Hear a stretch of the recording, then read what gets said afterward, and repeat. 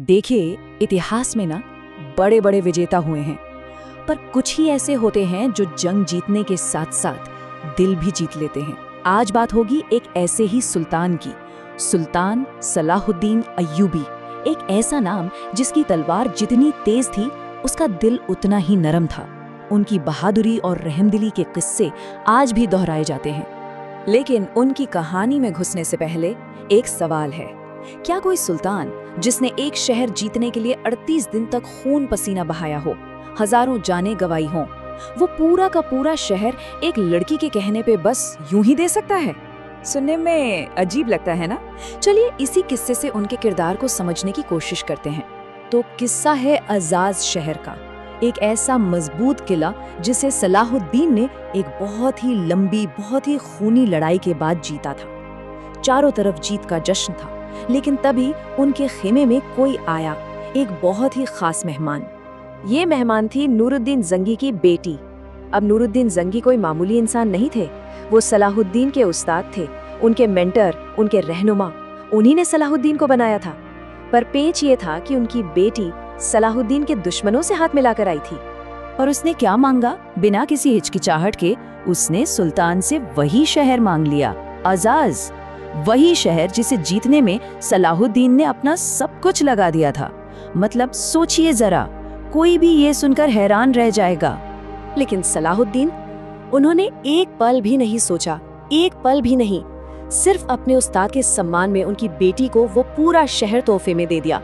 और सिर्फ शहर ही नहीं, साथ में बहुत सारी दौलत भी दी, ये जानते हुए भी कि वो उनके दुश्मनों के साथ हैं।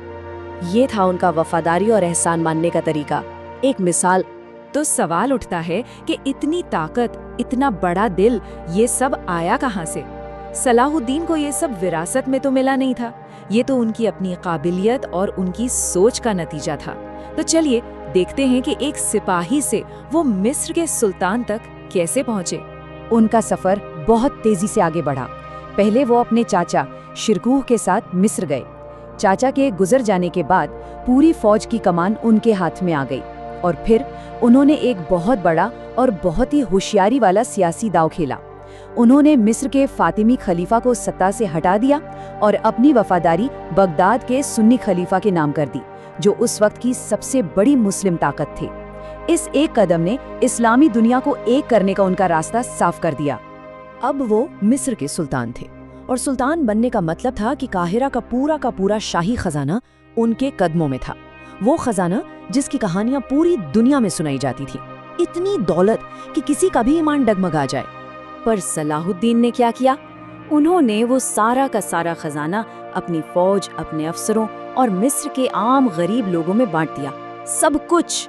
अपने लिए एक सिक्का तक नहीं रखा, क्योंकि उनका मानना था कि असली ताकत सोने चांदी के ढेरों में नहीं होती, असली ताकत तो वफादार लोगों में होती है। तो अब सलाहुद्दीन का मकसद बिल्कुल साफ था, जितनी भी बिखरी हुई मुस्लिम रियासतें हैं उन्हें एक झंडे के नीचे लाना और फिर क्रूसेडर्स का मुकाबला करना। लेकिन इस बड़े मकसद को पूरा करने से पहले उन्हें अपने ही घर के एक छुपे हुए बहुत खतरनाक दुश्मन से निपटना था। और ये दुश्मन थे फिदाई, जिन्हें दुनिया आज असैसिन्स के नाम से बेहतर जानती है। ये एक खुफिया पंथ था, माहिर कातिलों का एक गिरोह। उनका काम ही था सियासी कत्ल करना। उनका लीडर था शेख सिनान, जिसे लोग पहाड़ का बुजुर्ग कहते थे, और उससे उस जमाने के बड़े बड़े बादशाह भी कांपते थे। इन्हीं फिदाइयों ने सलाहुद्दीन को मारने की एक नहीं बल्कि 2 बार कोशिश की। सोचिए, एक बार तो एक कातिल उनके अपने खेमे के अंदर तक घुस आया और सीधा उनके सिर पर खंजर से वार कर दिया। किस्मत अच्छी थी कि सलाहुद्दीन अपनी पगड़ी के नीचे एक छोटा लोहे का हेलमेट पहनते थे, उसी ने उनकी जान बचाई। अब सुल्तान को समझ आ गया था कि इस खतरे को जड़ से ही उखाड़ना पड़ेगा। तो सलाहुद्दीन ने फिदाइयों के किले को घेर लिया। लेकिन फिर एक सुबह जब वो अपने खेमे में जागे तो उन्होंने कुछ ऐसा देखा जिससे किसी की भी रूह कांप जाए। उनके बिस्तर के ठीक बगल में जमीन में एक जहरीला खंजर गड़ा था और साथ में एक पर्ची पर पैगाम था।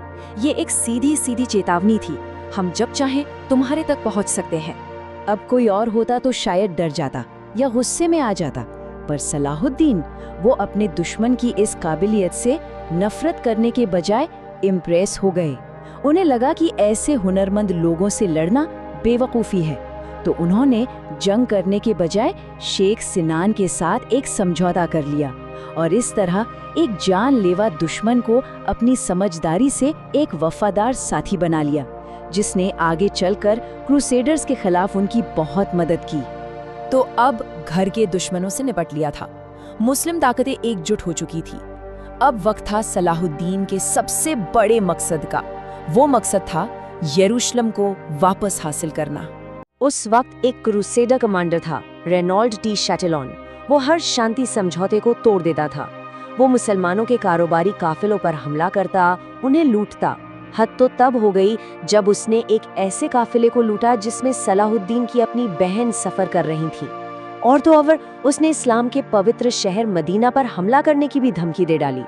बस अब सलाहुद्दीन का सब्र जवाब दे चुका था। और फिर जंग का मैदान सजा हत्तीन में। यहाँ सलाहुद्दीन ने दिमाग से काम लिया। उन्होंने क्या किया कि उस इलाके में पानी के जितने भी स्रोत थे सब पर कब्जा कर लिया और क्रूसेडर फौज को एक सूखे तपते हुए रेगिस्तान से होकर आने पर मजबूर कर दिया।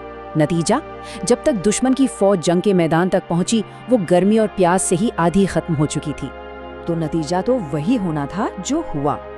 सलाहुद्दीन की ताज़ा दम फौज ने उस थकी हारी सेना को बुरी तरह से रौंद डाला और यरूशलेम का राजा गाय डी लुसिग्नन और वो बदमाश रेनॉल्ड डी शैटेलन दोनों जिंदा पकड़ लिए गए। अब सलाहुद्दीन के खेमे का मंजर देखिए। कैदी राजा गाय को उन्होंने इज्जत से बिठाया, उसे ठंडा पानी पिलाया, लेकिन फिर उनकी नजर रेनॉल्ड पर पड़ी। उन्होंने उसे अपनी वो कसम याद दिलाई जो उसकी हरकतों की वजह से खाई थी। उन्होंने राजा गाय की तरफ देखकर कहा, राजा दूसरे राजाओं को नहीं मारते। और फिर अपनी कसम पूरी करते हुए उन्होंने रेनॉल्ड को सजाए मौत दी। हत्तीन की इस बड़ी जीत के बाद यरूशलेम के दरवाजे अब सलाहुद्दीन के लिए खुले थे और अब वो लम्हा आने वाला था जो सलाहुद्दीन के नाम को इतिहास में हमेशा के लिए दर्ज करने वाला था। और यहाँ इतिहास अपने आप को नहीं दोहराता। 88 साल पहले जब क्रूसेडर्स ने यरूशलेम पर कब्जा किया था तो उन्होंने शहर में खून की नदियां बहा दी थीं, हर किसी को मार डाला था। लेकिन सलाहुद्दीन, उन्होंने बदला नहीं लिया, उन्होंने रहम दिखाया, शहर के आम लोगों की जान बख्श दी। और तो और जो गरीब लोग अपनी आज़ादी के लिए रकम नहीं दे सकते थे, ऐसे हजारों लोगों को उन्होंने मुफ्त में जाने दिया। यरूशलेम की इस जीत के बाद सलाहुद्दीन का नाम पूरी दुनिया में गूंजने लगा और उनकी कहानी उनकी मौत के सदियों बाद भी एक विरासत बनकर जिंदा रही। तीसरे क्रूसेड के दौरान उनका सामना हुआ इंग्लैंड के मशहूर राजा रिचर्ड द लायनहार्ट से। इन दोनों की दुश्मनी भी कमाल की थी। एक बार जब रिचर्ड बीमार पड़ा तो सलाहुद्दीन ने अपने दुश्मन के लिए अपने डॉक्टर, फल और यहाँ तक कि ठंडी बर्फ भी भिजवाई। और दूसरी तरफ रिचर्ड, जिसने एक मौके पर करीब 4000 निहत्थे मुस्लिम कैदियों को मरवा दिया था, जिनमें औरतें और बच्चे भी शामिल थे। सदियां बीत गईं, पर दुनिया सलाहुद्दीन को नहीं भूली। सोचिए, पहले विश्व युद्ध के बाद 1917 में जब एक फ्रांसीसी जनरल दिमिश्क में घुसा तो वो सबसे पहले सीधा सलाहुद्दीन के कब्र पर गया और उसने वहां खड़े होकर कहा, सलादीन, हम वापस आ गए हैं। बस ये एक बात ही ये बताने के लिए काफी है कि इतिहास में सलाहुद्दीन का कद कितना ऊंचा था। एक ऐसी शख्सियत जो आज भी दोस्तों और दुश्मनों दोनों के दिलों में जिंदा है।